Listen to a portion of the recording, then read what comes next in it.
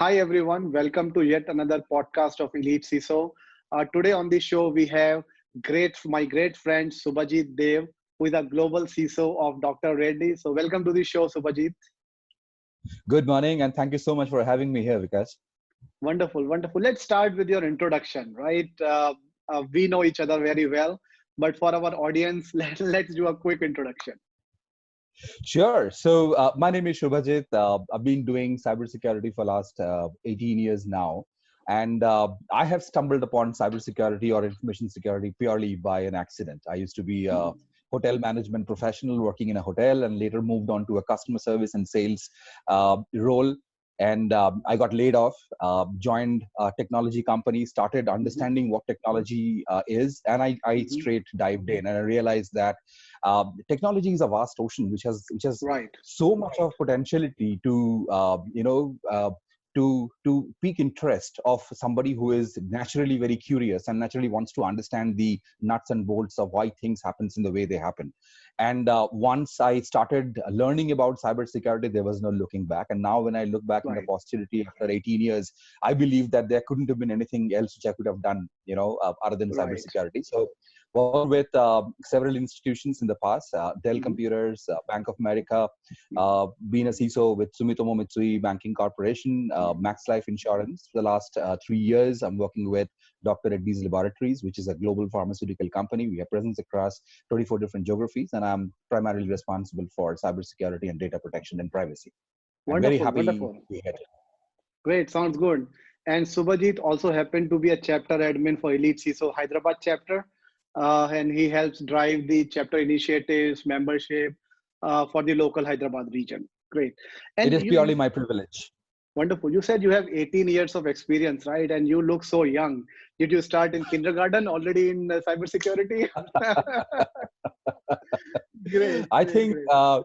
maybe a little bit of genetics, but the constant drive to learn something new every day in our area of work, I think that is something which keeps us, kind of green, so to speak. Absolutely, absolutely.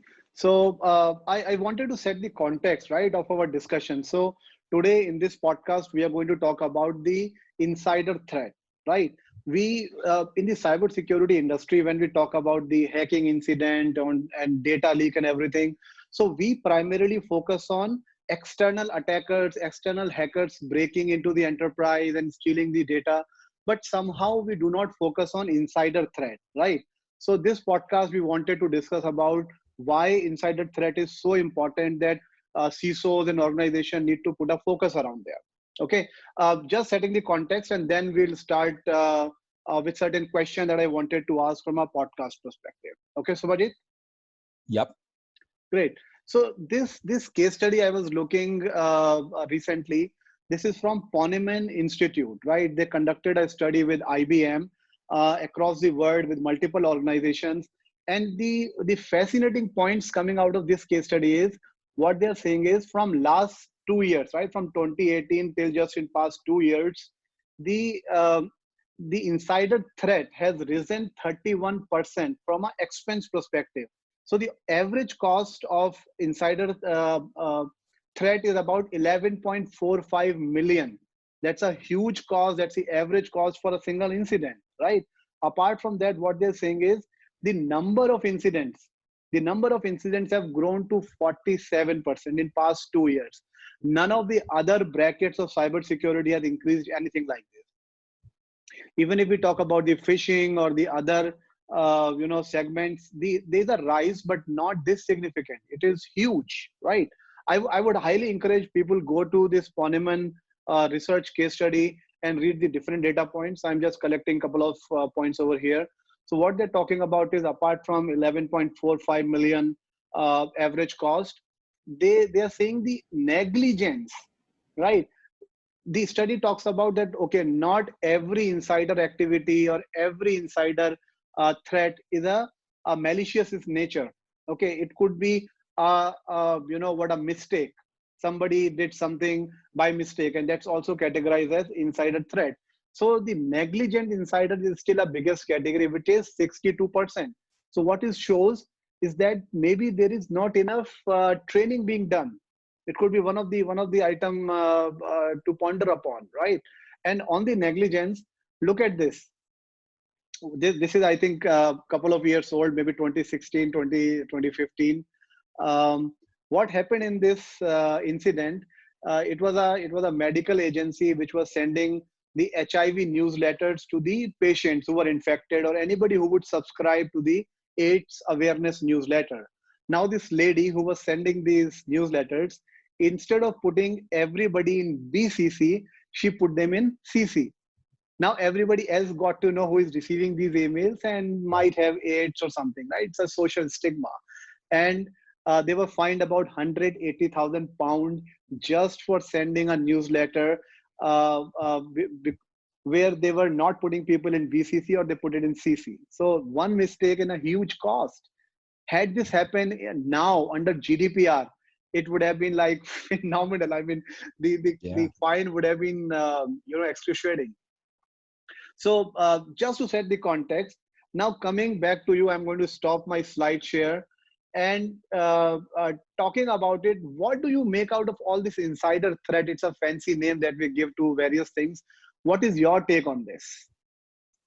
Well, so I believe insider threat is a real risk, but quite often than not, it is ignored and it is not given its due importance as compared to other control areas. There are several instances of scientists stealing experimental data and moving to a competitor, artworks and design being pilfered, data being stolen and then sold in the underground forums, card data being auctioned in the market. So there are umpteen number of cases. In fact, there are organizations who also experiences insider threat in the form of corporate espionage and even nation state sponsored attacks. So largely, it is a big challenge because the threats created by the insiders are hidden in plain sight and therefore very difficult to detect. Right now, many organizations has detection mechanisms like data leakage prevention and so on and so forth, but they are not always structured for an insider threat management program. And lastly, many organizations runs insider threat program as a technical program, but in reality, it is far more than just a technical program. Given the nature of insider threats, the human element is just as important as technology. So the human consideration needs to be embedded in every aspect of the insider threat program, be it policy making, monitoring, consequence management. So largely, and as the data speaks for itself, I believe that this is an area that deserves more attention and focus while we aspire to build a robust security organization. Absolutely. So we are talking about setting up the technical controls and everything. And now we are living in a COVID era, right? Where there is no organizational boundary. Everybody is working from home. So what we used to call, okay, this is a safe organizational boundary. There's a firewall, there's a hardened router and everything. All those traditional controls. Now all of that is gone. Right now, employees are working from home and they have their own laptops. Sometimes people have shipped the desktops as well to employees' home. How do you, what is your take on this? Where does the insider threat stand now? Because I think there's a great opportunities for people to, do malicious stuff. True. And in fact, so you are very right. So the bring your own device concept, which is more prevalent now than ever, will definitely make it easier for a malicious insider. As you rightly pointed out, the traditional defenses are down and companies are exposing their systems, which were otherwise on internal networks, on LAN and WAN. So less number of controls in the place relatively. Also, traditional defenses are a little weaker because as their monitoring is mostly on the network layer 2 and layer 3. And now employees are not simply on your network. Either they're accessing the systems over the VPN or over the internet. So, those controls are not functioning in the way they should function. Worst, I think the cumulative effect of COVID will take a toll in terms of the human element. So there are uncertainties, there are anxieties, there are stress. And all of these makes people very, very volatile and unpredictable. And the perpetuation of a malicious act is easy when people are emotionally weak. We are all humans, end of the day, right? I think what has been proven historically, and I believe we are progressing towards a situation similar to this as well.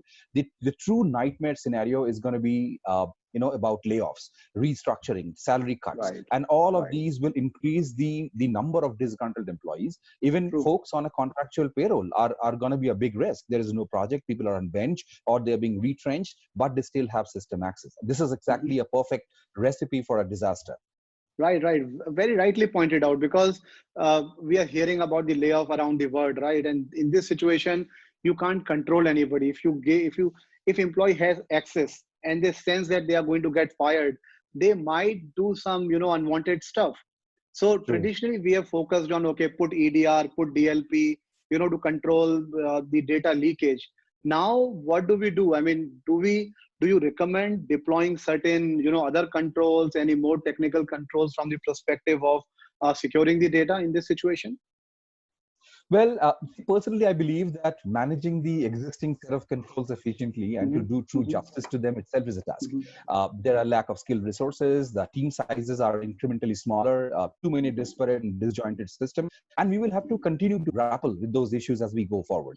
However, from the perspective of insider threat management, we can do several things. One is, to the extent possible, harmonize the controls. Say, for example, our DLP, antivirus, NAC, CASB, ATP, UBA, EDR, and one can actually Right, drown people with acronyms. Uh, right. if all of these are managed in terms of their incidents and events from a single console, life will be a lot more easier, detection rates will go higher, recovery will be a lot faster. The Hmm. second aspect, which is very important, is to do the basics well. So the questions we need to ask is, are my USBs blocked? Do I know how many domain admins I have? Have I restricted local admin rights? Does my developers have access to production? Do I periodically reconcile access to critical systems like the ERP? Do Right. I vault my network and server admin credentials? Do I have a record of all the service accounts? Now, these are essentially the building blocks of a robust security organization. Third, and which I think is the most important recommendation I would have, is our monitoring and detection is only a point in time event. So a Right, DLP right. catches an event, I go and investigate it. What is really missing is a dynamic correlation of an employee's behavior in terms of the IT systems usage. Say, if I can risk rank an individual basis his nature of employment, permanent, contractual, short term, or the current employment status. If it is a resigned employee, the risk is little heightened. His internet behavior, the kind of sites he or she been visiting, the kind of data being downloaded or Right. uploaded, system access to critical systems versus non-critical, the Hmm. exceptions enjoyed by the person, whether a proxy or an USB exception is given, the type True. and volume of data exchange over, email, SharePoint, OneDrive, and the past violations. If we can aggregate all of those real time and generate a living risk score, so to speak, uh, I would not only know who needs an enhanced monitoring and restriction of certain accesses, that's the way I would optimize my monitoring controls and manpower. I Right. will also probably be able to predict a malicious behavior. Yeah, makes sense. Makes sense. I mean, great insight. So if we have one console where we can track all these activity, it would be much easier to track, right? And there could be indicators like green, amber, red, and you can see what the behavior is coming out to be. Yeah, great insights. Now, True. again, we are again focused on implementing, DLP, antivirus, UBA, looking at SIM logs, proxy, and everything. So being CISOs and being techies, we are again system focused. This is what we can do. But I think it is more than a technical problem. It is a human problem per se. It's a behavioral problem. So before we do the investigation that, okay, this employee might have stolen the data, right? That's like a post-mortem. The incident has already happened. How do we detect it early in the chain, right? Because nobody get disgruntled overnight. You see the pattern out there, right? So from a HR perspective, from a human element perspective, is there anything we can do apart from putting a technical control? Can we monitor employee, maybe as early as during the initial hiring stage or vetting stage? I was reading a case study and it was saying you will not make a drunk driver a driver for a school bus, let's say, right? So that behavioral check you True. will already do.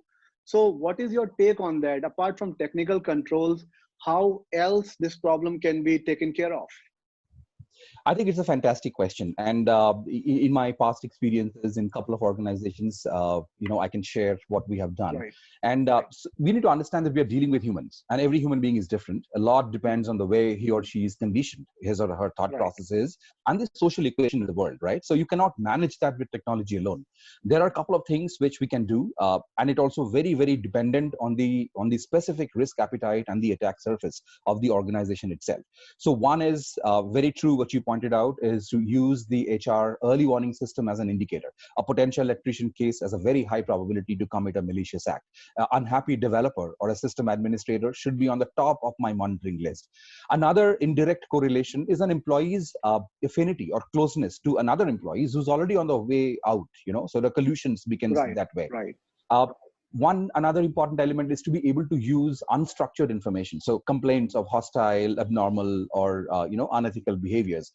Looking at the travel and entertainment data, violation of corporate policies, visible disgruntlement towards an employee or a co-worker or the manager, declining any work performance, chronic violation of organizational policies, erratic work timings or accessing systems.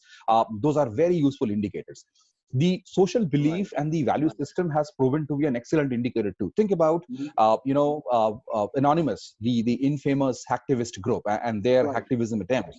Many employees who are a believer of that specific social cause will actually, willfully bypass policies and controls.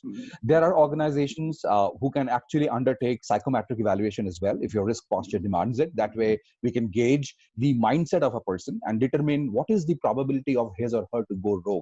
Lastly, what is truly needed is the outside in view. So if we have people at a key position with critical access to systems and data, monitoring that person's social persona, the kind of tweets he or she is making, the Facebook posts, LinkedIn posts, also the affiliation with the different groups, that can provide a lot of insight when combined with the inside out view I spoke about earlier. Absolutely. I was coming to this point of monitoring social behavior because there are like reputation management organizations which conduct the reputation. They give a score like security scorecard, right? That company goes around the internet, looks your IP assets and your portals and everything, and gives you a risk score. Similarly, we can have some kind of process where all these monitoring services are monitoring employees' behavior online, right? And then again, in a single pane, they can share what they are posting on social media, Twitter, LinkedIn, and if there are any red indicators, they can flag it off. So, yeah, great insights on that, Subhajit. Now, what do you recommend, right? Because in the context of COVID-19, where everybody is working from home, so obviously the threat level is very high these days, right? So, any specific recommendations for CISOs that they should take care of? They should look at the early warning signs, any new technology that need to be deployed. So what are your thoughts around that? So I believe in getting into the root cause of a problem. And if you look at the root cause of insider threat, there are two different or distinct types of insider threats. One is a malicious insider, that's for one. Second are also the accidental mistakes or the negligence we spoke about at the beginning of this conversation, right? So it is important to go back and take a look at, people will circumvent policies or systems or tools when they're not equipped enough, or the policies are rather stringent or little impractical. So that's one important area to look at.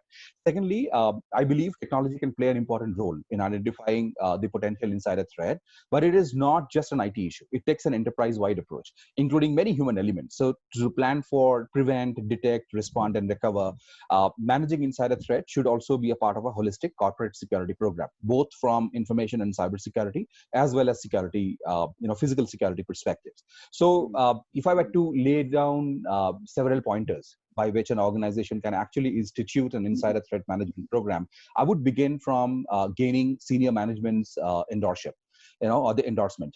So developing policies that have a buy-in from the key stakeholders and taking into account the organizational culture is very important. Some organizations are very employee-centric, employee-friendly. You might not be able to do the controls you would typically do otherwise. So that is something very important. Second is to be able to develop repeatable processes to achieve consistency in how insider threats are being monitored. Leveraging information security and corporate security programs, along with information governance to understand the critical asset and the risk is something which is very important. In some of the programs which I have delivered, I have used analytics to strengthen the program's backbone. But one important consideration to remember is, implementing an analytical platform itself does not create an insider threat detection program. Absolutely. Yeah. One very important parameter is to be able to bring on board the legal counsel of the organization early and often Right. to address privacy, data protection, and the cross-border data transfer Right. concerns. Many Right. many times this can end up as a lawsuit. It can go to the court of law, and it is important to have your legal counsel on board. Screening of employees and vendors regularly, especially personnel who hold high-risk positions or have Right. access to critical assets, is very important. I mean, you nip the bud at the early stage itself. And last but not the least, having implementing a defined consequence management process, so that all incidents are handled following a uniform Right. standard, Right. involving the right stakeholders, and with absolute transparency. I think all of these is very important to be able to set up an insider threat management Absolutely. program.